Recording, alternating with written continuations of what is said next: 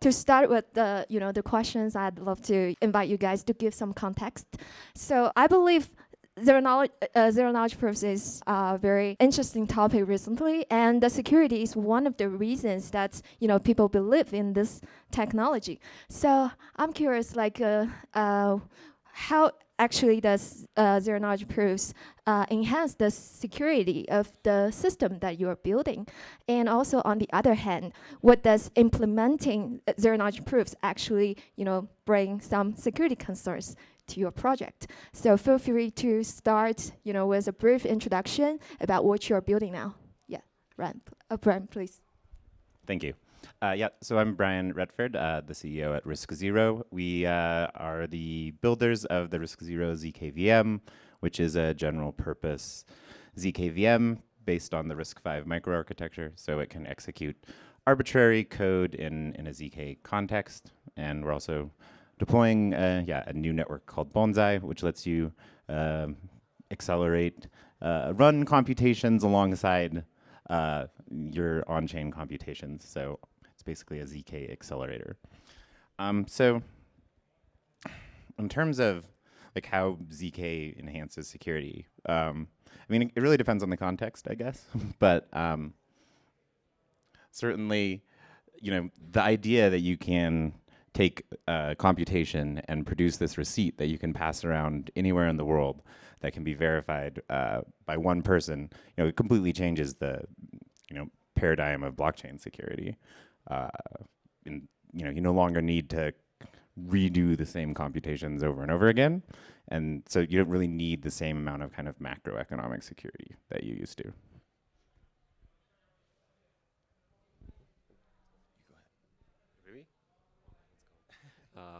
Okay. Hey. My name is Misha Komarov. I'm a little bit different from what it is shown on the picture. Yeah, but anyway, I'm the founder of NEL. Basically, what we are, we're kind of infrastructure for ZK projects. We're developing ZK LLVM compiler, which basically again a compiler it's like a compiler from high-level languages to circuits, which basically makes every computation defined in high-level languages provable. No execution, nothing like that. Just plain circuits. It's in addition to that, we gave the market the economic aspects. We gave the market of ZK projects the economic aspects of this whole thing by introducing basically a proof market. So right now, so after that, everybody can measure how much a particular proof is cost. Everybody can just use one in the application, which in case one needs some particular circuit or something like this, for ZK bridges, for ZK rollups or anything like this. So basically, we're infrastructure for the rest of the guys sitting nearby to me. That's what we do. Basically, how the whole ZK thing enhances our security. Well, it's let's say it this way. It really doesn't. Okay, yeah, it's that. It really doesn't enhance the security of ours, but in general, it enhances the security. I mean, just like Brian said, it enhances the security by basically reducing the trust assumptions, by basically in most cases removing trust assumptions, which are supposed to be within the protocols, which are operating within untrusted environments. So it's all about reducing trust assumptions even more. Well, because it's let's say it this way, it's all of us sitting in here had a bet on that this thing has to be done, and last year have shown us that it was quite a right bet. So here we go. Well, that's how it enhances. So the shit happened in last year, never happened again. Somebody needs that. Okay. Yeah. So. Just speaking of these avatars, I don't usually go by ZMAT, but I'll roll with it from now on. It's like you're different from the picture. Yeah, that too. Yeah, Matt from Tycho. We are an Ethereum equivalent ZK rollup. So that's going for max Ethereum and EVM compatibility or equivalence. We'll learn some of the differences today versus some of the other VM approaches. So I think something that may be unique in a security context for us is that we really rely on a lot of the well-tested Ethereum building blocks, the clients, the smart contract patterns. So ZK is as Mikhail said, and we all know here, like it reduces the trust assumptions or it shifts them, right, no longer to some set of people with incentives, but to math and some implementations. But from Tycho, we, in the context of a ZK rollup, there's a whole bunch of security considerations, not just the ZK. I think we try to stick to a secure side by reusing as much as possible from Ethereum. So that's kind of an interesting thing to think about. And then, yeah, the ZK implementations, if you could trust the math and you could trust the implementations, certainly over time and battle testing, then you have a very robust system. Yeah. Thanks for introducing my name. My name is Ye. So I work at Scroll. So a quick introduction of Scroll. So Scroll is a scaling solution for Ethereum. So I think more important is for user and developer. So it's pretty much like Ethereum. You can do everything you do on Ethereum on Scroll. So users can interact with applications. Developer can deploy smart contracts. What they do on Ethereum, they just copy paste their code and seamlessly migrate to Scroll. But it's much faster and much cheaper with a high throughput, inherent security from Ethereum. So that's what we are building. And besides the core like EVM equivalent ZK rollup part, we are also supporting a decentralized proof of work. That's our first step towards decentralization, because the majority of ZK rollup will be centralized for quite a while. Like, even if you have this kind of strong trust on math, trust on zero-knowledge proof, trust on cryptography, but it's still like you got this kind of single point failure and you rely on this certain prover. So the first step towards decentralization is like we want to decentralize proof network so it can be more reliable, and then like we can prove for our further decentralization plan. And as for the ZK security, I think other guests already introduced, like ZK brings you a really powerful property called publicly verifiability. So basically like anyone like doing the computation and generate proof, and then anyone can just verify this proof and get the same guarantee. So it's basically like, instead of everyone doing the same thing, one people doing the one thing, and then like anyone can just verify that. It can easily scale, especially in the blockchain context, because if you have millions of nodes, everyone just need to re-execute the verification algorithm instead of your initial computation. So that's what's empowered by this ZK technology. And for the problem ZK have, I think it's also like, if you rely on math, you rely on implementation, then like, it's totally trustless based on math. But if there are some bugs like over constraint or like, like you are missing some constraint, it might be dangerous. So that's why we are taking multiple approaches to improve our security. Like by, for example, like we developed through a community-driven approach. We open source from day one. Like all the pull requests, all the development process is being reviewed by a community from Ethereum, from us, and it's a higher standard. So that's why how we minimum this trust and improve the security. Yeah, we definitely take more approaches to reduce that, and we believe ZK will be the future to really make Ethereum scale.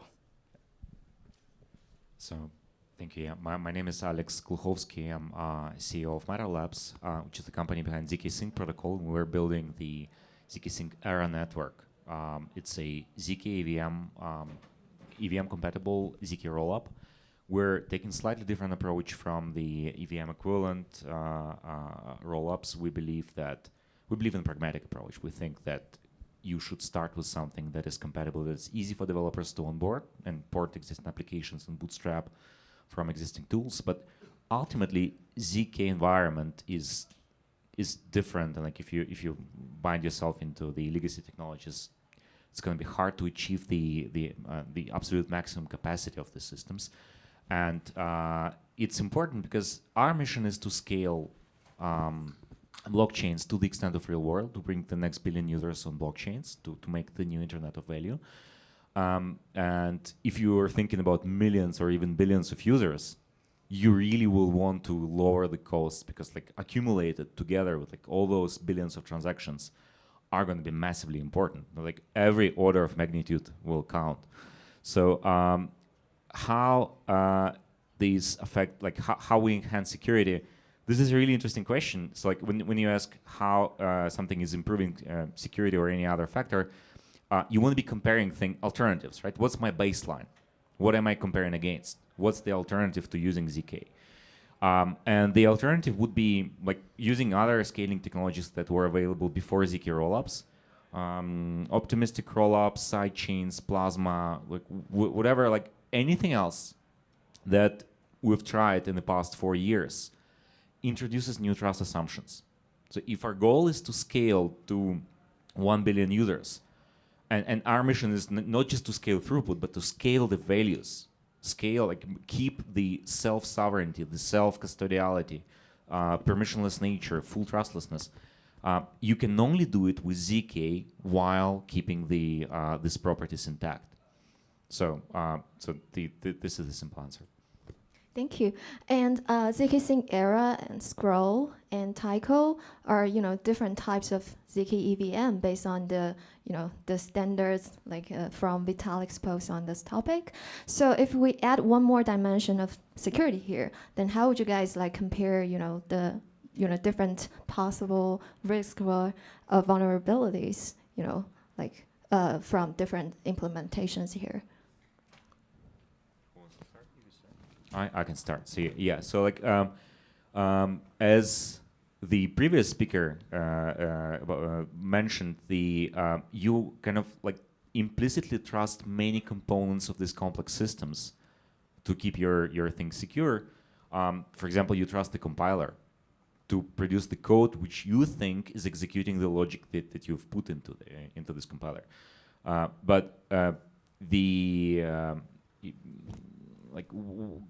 Why would you trust it? Like there are, for Solidity, for example, there are no formal specifications to what this thing does. So you just count on the behavior of the compiler from version to version.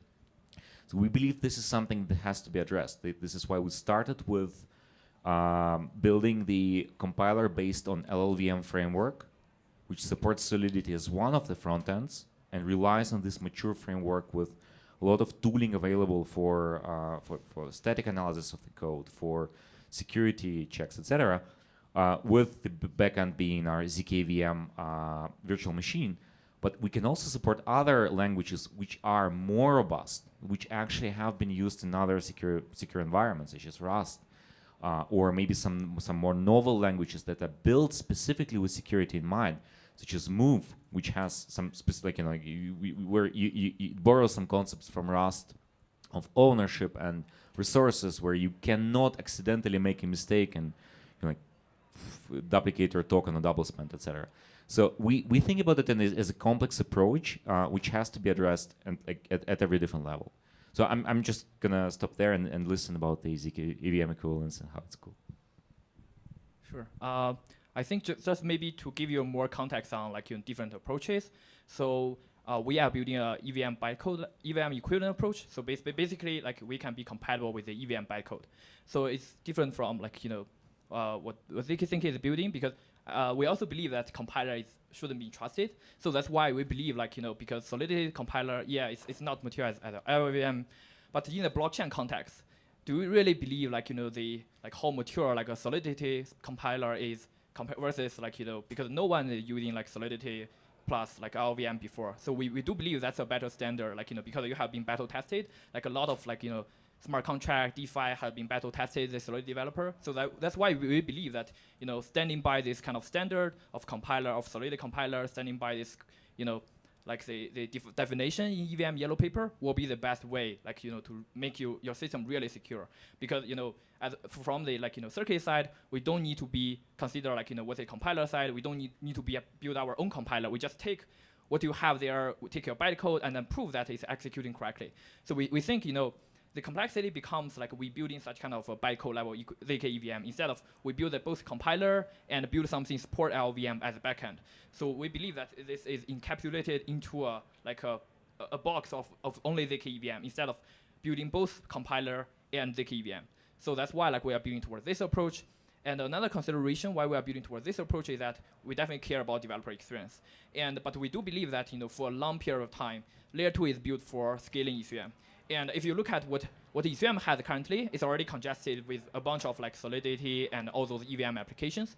We want to be as secure as it is, and we want to be like as seamless as it is to migrate to our layer 2. So that's why like we don't prioritize adding some more fancy features into EVM, but standing by this standard and make that stale, make that really robust, make Ethereum really scale. So that's why we choose the best we can. We think it's performant, and we can ship some product-ready product like in time and with a reasonable like proving time. So that's why we choose this kind of EVM equivalency approach to be like on the developer side. You don't need to worry about like there's no new compiler. You just need to migrate your bytecode, and also like we get reasonable time to ship our product to be really product ready with a reasonable proving time. And at the same time, we are also pushing toward this open source implementation for this, like both type 1 and type 2 ZK EVM. We are collaborating with this like privacy and scaling exploration team from day one. Our ZK EVM they built from like in open source way from day one. And we are like looking at this, Ethereum equivalent approach. We are contributing to that. We are leading half of the development of that. So that's because we are the insider. So we know exactly, how long that take to be really product ready for that stuff. So that's why like, we take this approach, to be product ready and to be, like developer friendly. And then like, then we consider like how to push for this end game for Ethereum. And we are contributing to that. And we are committed to keep, building that with the community. Yeah, those are two great answers. And I think it's a good order, the progression, because I would say Tycho extends then even a bit from what Ye was saying. So no new compiler considerations. And I like what Alex said, like the framework of, what's the alternative in terms of secure in a blockchain context. I think we'd all agree like Ethereum might be the gold standard, right? We're all comfortable with it. So we do implement, the yellow paper spec. We feel very comforted by reusing and not tweaking the Ethereum, so the EVM completely, and then even outside EVM Ethereum components, data storage structures and stuff like that. So we do feel, ultimately it's all a trade-off. Alex is talking about 1 billion users and super low cost while also scaling the values. We would pay, we trade off potentially higher proving costs, or certainly higher proving costs, but sticking to the tried and battle-tested EVM spec and Ethereum spec. And to Ye's point, like talking about like some practicality, getting to market quick, we would also make a trade-off there. There's some of the things that are not expedient to implement in a ZK context. That could be some of the hash functions or some of the data storage structures. We don't change those because we're not sure how that would react, right? You change the Merkle-Patricia tree to a Verkle tree, even though that is on Ethereum's roadmap itself, stuff like that. So it's a nice progression because we feel very confident in the battle-tested components, and then the complexity is in fact on the ZK side. So the complexity is not trying to reinvent the VM and the other components of Ethereum. It's actually the ZK heavy lifting, which is a bit more difficult. It's going to take longer to do. It'll take us longer than Scroll, who will make some trade-offs for that practicality. But we find that a quite comforting feeling in a security context. Ethereum, battle-tested, let's reuse all of that, and the least new assumptions, the better. So, yeah. I would say I have something surprisingly to add to this, and it's really a good progression. I would say that it's like folks fighting for EVM equivalents within their ZK EVMs. Basically, it's like there's one more, maybe like a couple of security issues which nobody actually like considered, and we target to kind of like resolve them. So that's like, it's like, yes, that's true. I mean, you got to trust the compiler. That's like the first issue. But there's another issue is that if you target, for example, like if you target EVM compatibility, like full EVM compatibility, type 1 EVM compatibility, all right? So that results into you being in need of re-implementing whatever opcode EVM has, like manually in the circuits by like, just figuring out that as a circuit, how would that look like, in terms of, like, in terms of some expression over the finite field. And that's like the manual process, and it's quite complicated process. And, it's really easy to mess up in there actually. And, it's like, we did this kind of things ourselves. I mean, it's like we messed up with circuits sometimes, so we know how it's not good. So basically, to not to repeat these issues and to not to let anybody to do these mistakes, we're kind of targeting the approach of removing this security assumption that basically you have re-implemented all the opcodes manually, like working on them like for 2 years, for example, like correctly. And we target to remove this assumption by allowing folks to simply compile circuits from already battle tested EVM implementation, like which is actually being used in actual Ethereum, not by re-implementing that themselves manually, but just by compiling it with LLVM compiler, just like you guys do. So there's like, again, minimum security assumption, because it's pretty mature tool chain. So that's like one more security assumption which is yet to be removed, and we target that for ZK VMs. Brian, you now have to say that we will just run the get. Yeah, Alex knows what I was going to say. So instead of doing any of this, you could just run Geth on top of something like RISC-V. And we actually just added Go support. So when we built and designed the RISC-0 VM, part of the reason we chose the RISC-V instruction set is because it is formally specified and it's very small. So the sort of security perimeter of the RISC-V circuit is fairly contained. So and there's all of this sort of extensive work that's gone on to incorporate formal methods into proving that something actually implements the RISC-V spec. So we're focused very much on getting the cryptography right for this very simple system, and then running an EVM on top of it does work. You can I think it's like a minute for an ERC20 token transfer or something like that in REP. So there's definitely a performance penalty for doing it this way, and we'll see. It's like a whole smorgasbord of different approaches. It's fascinating. Thank you. So as Alice just mentioned, so it's possible for you to upgrade or choose another solutions for any parts of the system, right? So how to ensure the upgradability of the system, but in a very secure way? Anything like the prover system or anything?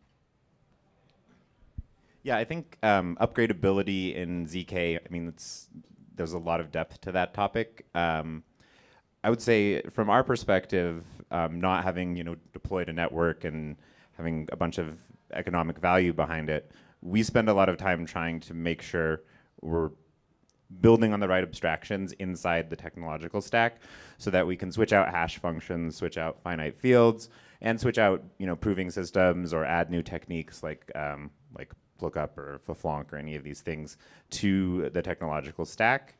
And then, again, that's another reason we kind of picked RISC-V as the ISA, the predominant ISA we support, is because it is in and of itself a very clean abstraction barrier, so you can literally swap out anything. LLVM is obviously has very similar characteristics. So.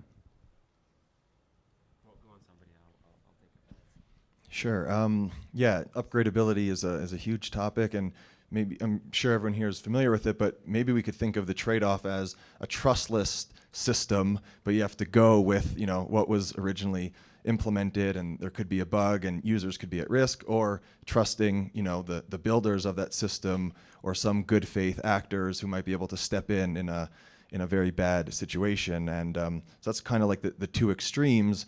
And then upgradability is somewhat of a dance trying to find the right the mix of those two at certain levels. As you could gain more trust in the system, you remove some of those trusted parties, which, you know, to everyone in here, we should have a pretty allergic reaction to some trusted parties, right? We're doing this all to remove that, but it's prudent for these very complex systems at the beginning to have somebody that could step in.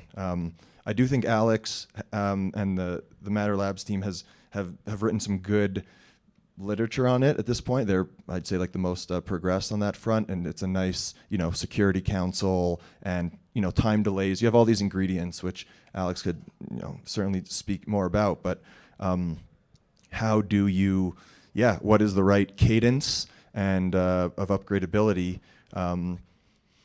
It's a huge thing, and I don't know what more users would take solace in, a completely trustless system that's complex and has introduced a lot of new things, or you know, trusted with these, you know, good actors. They have their reputation or their project's longevity on the line. It's a very human problem. So with some technical solutions, of course, like multi-proofs could be a nice one. I'd say that's one thing, maybe being that's nice also about like trying to be as Ethereum equivalent as possible, because then again we could perhaps reuse components from something like Optimism. If there's something wrong with our validity proofs, then it should be easier for us to reuse like an optimistic rollups implementation fraud proofs that, you know, make that fraud proof system for an Ethereum equivalent environment. So you have the mix and match of a fraud proof and a validity proof, and if there's any dissent, then you know, upgradability or some type of governance scheme could override it. So yeah. Let me get my turn. I was just taking some time to think, you know, about the question. I was like, you know, I was afraid that I didn't get the question, because it's like I wanted to say which upgradability issues. It's like there are no such issues. Just like rebuild the circuit and add the new gate argument to the verifier, and you're good. And so yeah, that could have sounded stupid, but now I thought about it a little bit, and it doesn't sound stupid. So which upgradability issue? Just rebuild the circuit. You don't need to like do anything. It's like that's it. Yeah, so from our view, so firstly, definitely you can't just compile like a new circuit, because it influences your proving key, verification key, and a lot of like on-chain smart contract. So you also need to upgrade that stuff. So you definitely can't like, you know, do stuff like that very, you know, oftenly.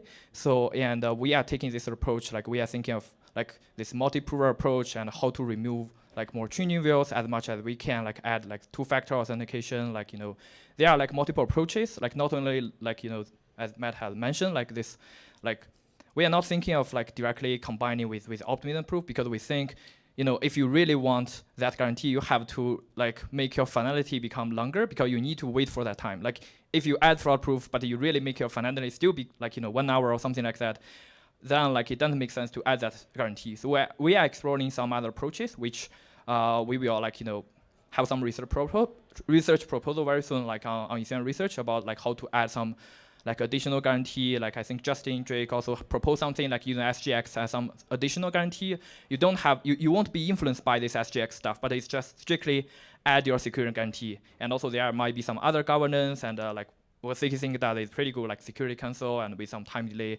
And we are also thinking of that.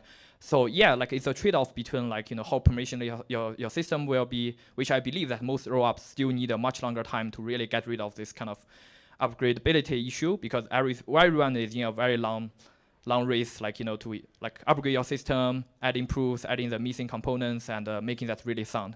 So we are doing serious research on that, and we are really paying attention to this problem.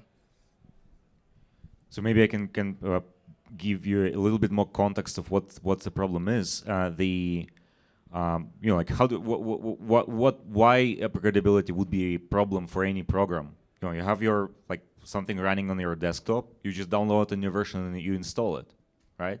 What's the problem to upgrade? The problem is that in the context of blockchains, we're trying to build trustless systems, and in certain contexts, this trust can be broken by the need to make upgrades. So you don't have this problem with layer ones. If you want to upgrade Ethereum, you just download the new client, install it, and everyone coordinates a fork, and then you like, we schedule a fork, we say like everyone is gonna fork at this day, at this block number, and then whoever doesn't like this upgrade can just stay on the old version of on the old branch of the fork, right? So you kind of have this path of upgradability, but it's fully trustless. It does not make you rely on any honest majority or any trusted set of participants. The problem arises in the context of layer 2s. So if we build something that is like specifically rollups, a rollup relies on a smart contract on layer 1. This smart contract can be either immutable, where you have like some fixed functionality built in, some verification keys for some specific circuits. And then the problem is like if there is a bug, and it's very likely that there is a bug, or there will be bugs like shortly after launch, then you cannot do anything. You're open to vulnerability with these bugs. Or if you want to be able to fix it, like how do you upgrade? So we've been thinking about this problem for a long time, and we came up with the solution. Like, what do you do? Like we had a vulnerability disclosed at zk-sync. The very first version of zk-sync, zk-sync Lite version 1, which we launched, was completely immutable with upgradability time locked. So like the team could propose a new version, and then all the users had a few weeks time to exit if they didn't like this version. And we had trustless mechanisms to enforce exit, right? And then there was a vulnerability, and we could not fix it because we were like forced into this time lock, and that was pretty nasty. So like then we came up with the idea of making a trade-off and introducing something we called Security Council, which is a separate multi-sig. And we invited some pretty prominent, like 15 prominent members of Ethereum community from different parts of community, different projects, to be on this council. And then the council could be using its powers to accelerate an upgrade. So the team can propose something. The team does not control the contracts. We can only propose it. There is a time lock, and then Security Council can accelerate.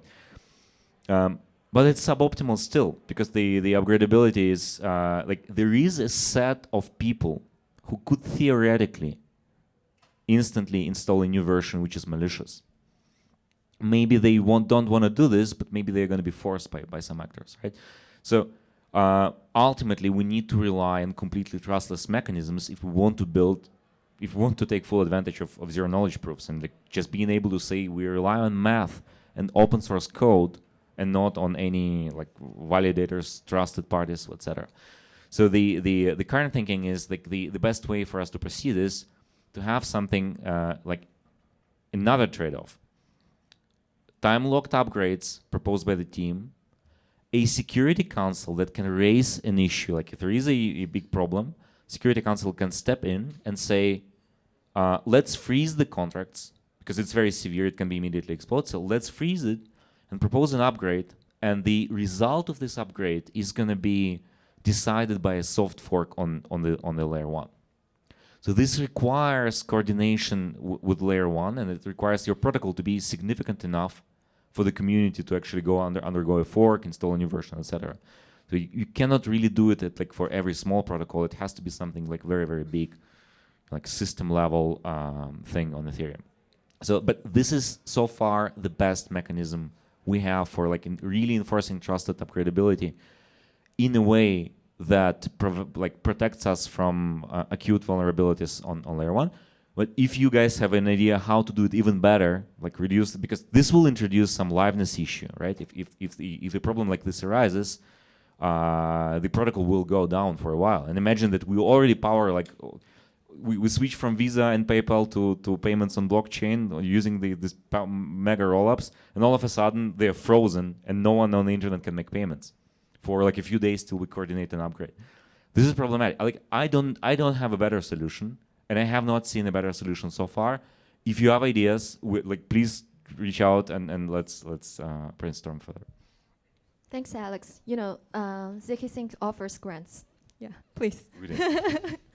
So I think there's a keyword being, was mentioned several times. That's trustlessness. So as we all know, like currently, like the most important components of the system must still remain centralized. Yes. So when it evolves from centralized to decentralized, like what kind of like security challenges will we face down the road? Well, I would say this will enhance security. This will give us this second factor authentication, three factor protection that you was mentioning. So like imagine that you have your ZK rollup that accepts, like you have to provide zero knowledge proof, validity proof for every block, but it can contain bugs, like maybe we forgot some constraints, maybe we did some other things. But in addition to this zero knowledge proof, you also need to provide a signature by the like proof of stake consensus validators. Like this is strictly better because in order to break the system, you have to first find the vulnerability, and then you have to corrupt the majority or like the quorum of the stake on the on this decentralized consensus in order to be able to exploit it. And it's very unlikely that, like, I mean, you would either have to be already the controlling party on this blockchain, or you have to purchase a lot of tokens, which gives us a lot of time to, like, probably someone else will find the same vulnerability and will submit a report on Immunify or whatever, like decentralized bounty program, and it's going to be fixed. Or maybe we'll be running in parallel some honeypot, which is completely open, and anyone can just like to break it and get the money from there. Right, so like this gives you this two-factor protection. You can come up with more factors, and it's really important. Like I would not trust a fully permissionless ZK rollup today. To me, it would be insane. I would not put like amount larger than I would be willing to lose, because my favorite example is Boeing 737 Max. The reason it crashed was not because of software issues as they are trying to sell you, but because they relied on a single sensor in the airplane, which is like complete nonsense. Like aviation industry had like so many iterations. They knew that you cannot rely on a single system. They still relied because they had to rush, cut corners, because they needed to launch the first Boeing 737 Max in production on mainnet. And like so. Yeah, that was the problem. Like what this sensor got broken and there was no redundancy and it went down. So like you always want at least two completely independent mechanisms of security, which lowers the probability of failure by like a huge factor. So I think our view for, like, we are pretty on long-term thinking on this decentralization of your ZK rollup and how, whether you want to decentralize sequencer first, decentralize prover first, and how you really even defining decentralization for your ZK rollup. I think eventually we will decentralize both sequencer and prover, but I think we have some like slightly different like priority, because we do want to decentralize prover for multiple reasons. Security is definitely one of the important reasons. One important reason is that, you know, if you decentralize a sequencer really early and before like your ZK EVM become really battle tested, like maybe it's not only a like, you know, majority like, you know, like collaboration, but also like if someone really finds some bugs in your ZK EVM system, and it can even have this power to generate block, and it can really generate a fake proof to really, you know, do something bad to our system. So that's why we think, you know, maybe we should like, you know, have this gradually more and more decentralized process, so that we have centralized sequencer first. So even if, because like ZKVM will have most potential to have bugs because it's very complicated math system, it contains ZK constraints. So we want, like, you know, at least in the early stage, we control this centralized sequencer, at least generate some legit block. And then we decentralize prover network, because prover is stateless. They just take our trace, take the block, and prove that it's correct. So as far as, like, even if the EVM has some kind of bugs, because we still, like, you know, generating the blocks, you know, in a correct way using our sequencer, there is no way for a malicious prover to really break our system. So that's why we choose, like, you know, we are pretty long-term thinking on this, like why we choose this to be the first approach. And also it's actually very, you know, important to deal with prover first, because, you know, there are a bunch of, like, you know, hardware companies looking for how to make ZK more efficient. And if you commit to this approach, more and more companies will look at your code and how to improve your code base, because everyone know, like, you know, ZK ASIC might take 1 year to come. And if you are firstly, you know, doing this decentralization, they will be more motivated to build for your approach to really have this kind of prover community to make you more and more efficient. And sequencer, you know, like, you know, it's a smaller requirement for running this kind of sequencer. So that's why we plan to do that later. And also a more complicated situation is that if you decentralize your prover and the sequencer into two different separate parties, you need to really be really careful about the balance between the, you know, the incentivized, like, you know, whether a transaction fee go to a sequencer and how much you should give it to prover, and whether that's, you know, enough, like, you know, incentivized to run improver, or it will be leaning towards just more sequencer, and how you can improve on that front. So we are really thoughtful on that, and we are committed to like being decentralized in the future. But just the first step is like decentralized prover and having some really battle test ZK EVM through like multiple security tests. For example, like we are like the way like we are building that is open source, shared by multiple projects, and we are doing like kind of in-house, like, you know, not only like external audit, but also like in-house auditing. Like we have a pretty strong like, you know, security team. We have found like consensus ZK events, provers bug, some kind of parameter like on soundness, and some like bug in Aztec circuit, and we are like, you know, improving for this, you know, improving the security of the whole ecosystem, and we are like, you know, looking full-time our security. So we really want this to be battle tested, and also we are doing some kind of collaboration, and also we are doing grant for experimental stuff on the formalification, on the following for our ZK EVM to eventually make ZK EVM like become really secure and battle tested, and then run our prover, and then design with sequencer. Thank you, Ye. Did you feel his style? Yeah, those are great answers. I guess, yeah, it's interesting. Tycho might face this challenge sooner. You know, everyone has like the progressive decentralization mantra, and like we know that. But we're actually planning, again, in the same vein as like Ethereum equivalents that goes beyond just the EVM and other Ethereum, you know, like gas schedule and state trees, but also in a bit like ethos and like decentralized proposers or sequencers. We call the sequencers proposers, and decentralized provers right away. So like in our first testnet a couple months ago, it was permissionless for proposers. About 2,000 unique individuals or addresses proposed a block. Certainly that could mean some malicious blocks, but yeah, it's a commitment to decentralization. I kind of think about it as it's not progressive decentralization. It might be progressive efficiency gains, because you do give up some efficiency because proposers could be building the same blocks. They have redundant transactions, so they've, you know, used up some of their valuable block space. They paid some ETH to L1, and some of those transactions are getting skipped over, and somebody else is getting their fee. So yeah, for us it'll be like trying to do decentralization right away. In the subsequent testnet coming up soon, it'll be the inverse. So permissionless provers, which is a bit difficult in a testnet environment because there's a Sybil attack case, because people could spam propose blocks that provers have to prove, which cost them real compute resources, but without real fees. So we will do a permission proposer that could, you know, throw out blocks for any of the decentralized provers to come in on and have some real reward for their compute. But yeah, so that's, you know, it's a huge thing. I guess one other thing to add is, yeah, if there is a fault in the system and one prover submits a validity proof and there's an inconsistent one also submitted, the smart contract could know to pause. Oh, how am I seeing two correct validity proofs for two different blocks? So it'll pause, and that's where a time delay could come in. So we would have a safety mechanism, some type of like Oracle prover that could, you know, set the score. As Alex said, we wouldn't feel comfortable with a perfectly permissionless, trustless implementation right away. So trying to strike the right balance. Yeah.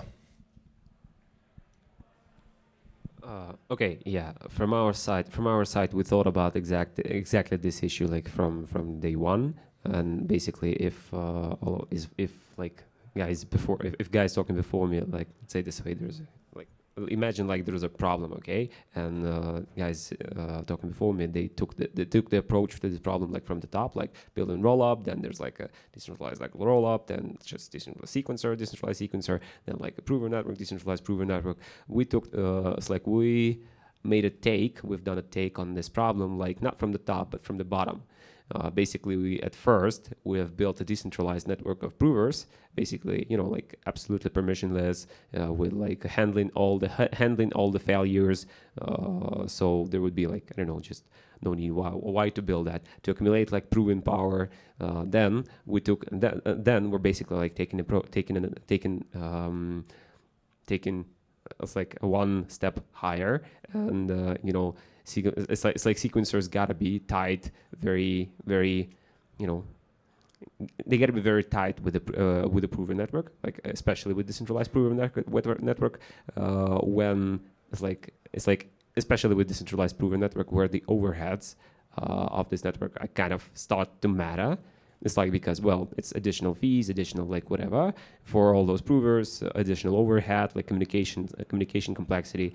And basically, so since the sequencer has to be like, tight pretty, has to be coupled pretty tight with the prover network, we took an approach on, trying to do a sequencer on top of the decentralized prover network. So this whole thing could serve, as a basement for, as a basement for for those rollups, like targeting to scale, like actually ETH. So, well, that's just a different take on the problem, and to make sure that all of that proof generation, kind of like there is an incentive to accelerate this proof generation, to improve circuits quality, to maintain security. We introduced the market aspects to all of that proof generation and sequencing, along with keeping them decentralized and permissionless. So that's kind of just to take on the problem just from the bottom, not from the top.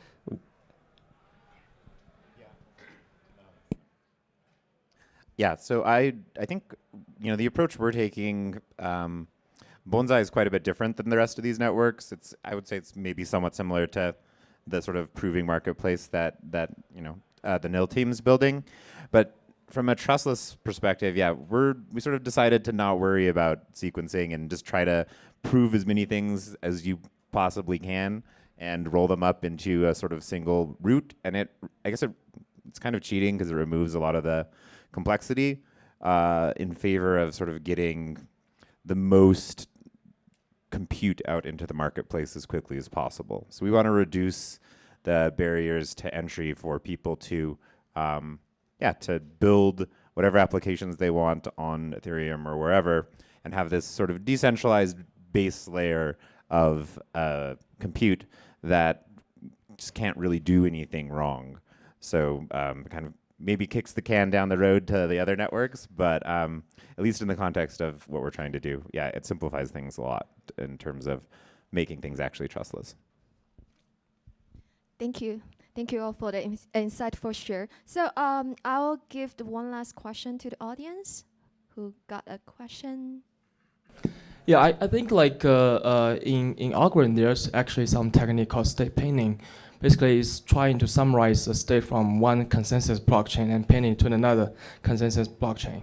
It's more like a cross-bridge like technique that based on ZK type of skill. Like for the layer 2 type of blockchain or like equivalent, is that like without that much of consensus on layer 2, it's kind of equivalent mechanism that you do, right? So the security is kind of reduced, or the trust is kind of reduced because you gain some efficiency that is like not actually fully consensus on the layer 1, right? I'm not sure I get the question completely. There is like technique called state pinning from like algorithm blockchain that basically do like cross bridges between like layer 1s. And your techniques like mostly between layer 1 and layer 2 is kind of like reduce the consensus on the layer 2, right? Because this kind of improve the efficiency in this process of transactions. Bridging between layer 1s and layer 2, specifically ZK rollups, is completely trustless. Like it's like bending no bugs in the implementation. It's exactly the same security in L2, in L1, and in the bridged assets. Bridging between the between different rollups, like if you put the assets through layer 1, it's also completely trustless. If you try to bridge directly to gain some efficiency, then it depends on how you implement this bridging. At ZK Sync, we are thinking, like we're actually building a concept called hyperchains. So this is the idea is that you will have multiple chains powered by the same circuits that are based on a single bridge on Ethereum. So this is very interesting because it gives you for free, fully trustless, very cheap transactions essentially from any chain to any other chain. So you have to imagine it like the future, when we're talking about bringing 100 million, 1 billion people on blockchain, all of these users are going to be making billions of transactions, trillions of transactions, right? it's impossible to have all of them running on a single monolithic system or even on a single consensus. It's just like physically not feasible. You don't have all of the internet running on a single server or on a single data center even, right? So they will have to run on many different consensus systems. Like we call them shards, call them separate dApp chains or separate community chains, whatever. The trick is to make them bridgeable. So what you want is you want to have not like separate systems where you can interact within the system, but to bridge somewhere else you have to pay $1,000. You want to have a system which is similar to email we have today. You can have your email at gmail.com. I can have my email at, I don't know, ProtonMail. And I can send an email to you directly. Like I don't even care in which domain provider you are. You give me your address at some domain and I just send it there. And a few minutes later, it's asynchronous. It's not like instant chat, or maybe it could be even could be reduced to very low latency. But eventually it arrives with you and you can see it's the cryptographic signature that the authenticity of the email is actually coming from me, right? This is what we want to build with hyperchains. A system where you have lots of chains that are completely seamlessly interconnected at, technically speaking, all of one footprint on the layer one. You don't, not all of n, so you don't have to pay for every transaction some small amount.